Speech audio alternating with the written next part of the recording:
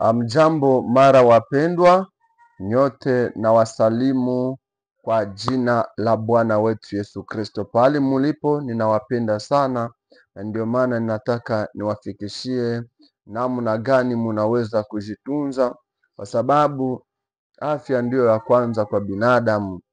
Leo simulizi za leo tutaweza kuzungumzia mti huu. Mti hii muangalie vizuri sana. Ninawaza kila mtu anaijua. Hii kila mtu anaijua, ni mti wa mahole, ubie ni mumea ya mahole. Hii mti tutazungumzia vile inatunza upele na vile itatunza vivimba. Inaweza kuwa uko na shida ya kivimba. Tumewahi kuzungumzia dawa zingine, lakini kuna dawa ambayo hawezi kupata kirahisi, alafu ikipata moja kwa hizo inaweza kukusaidia. Kwa hiyo hii mti tunaenda kuzungumzia vile inatunza. So hii mti kwa watu ambao wanaijua sana huwa wanazoelea kuifahamia tu kama vile kutosha ile mahole yake wanakula. Hiyo tu ndo wanazoelea, lakini kiukweli hii mti pia ni dawa. Hii mti ama huu mumea ambao munaangalia pia ni dawa. Na hii dawa kama vile ninavyopendelea kuwaambia, ni kuambia kwamba ni Mungu ndo alitia ndani dawa, si binadamu aliyotia ndani nini dawa. Kwa sababu leo hii kuna dawa mtu akatumikisha wanawazia mambo mengine. Hapana, hii si tunaitumikisha kwa wengine kama vile chakula, lakini leo tutaenda itumikisha kama vile nini, kama dawa. Kwa hiyo ndugu zangu, tuyapata fursa ya kuwa en direct juu kwenye YouTube kuna vitu ambavyo inaomba uenezeshe kusudi waweze kuwa nafundisha mafundisho en direct. Ndio maana muda mrefu huwa ninafundishia ndani ya kitabu, na kwa sababu kwenda kupori unarekodi video tena unarudia vinachosha, lakini ingelikuwa ni en direct pale mambo ingekuwa naenda sawa.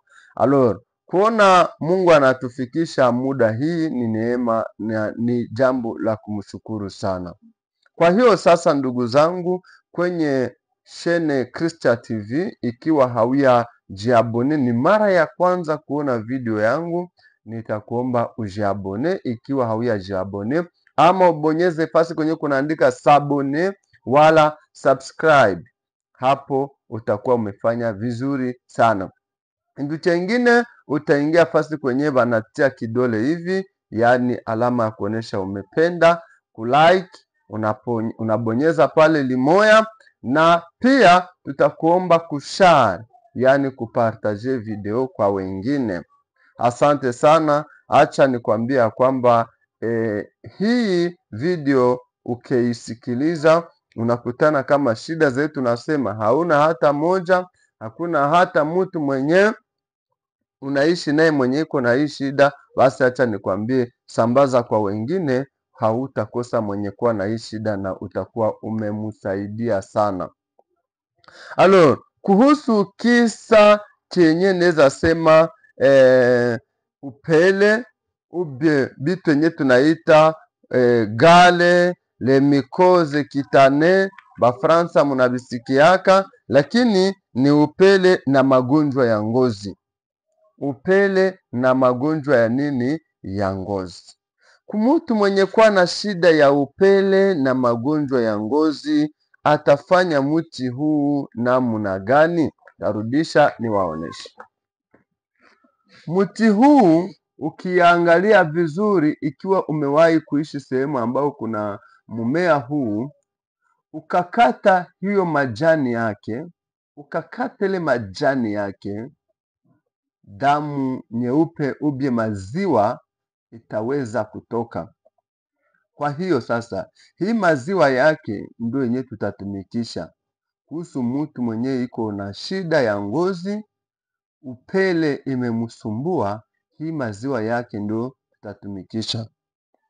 Kwa hiyo sasa, utakamata hii maziwa yake, unatia fasi kwenye kuko nini? Upele.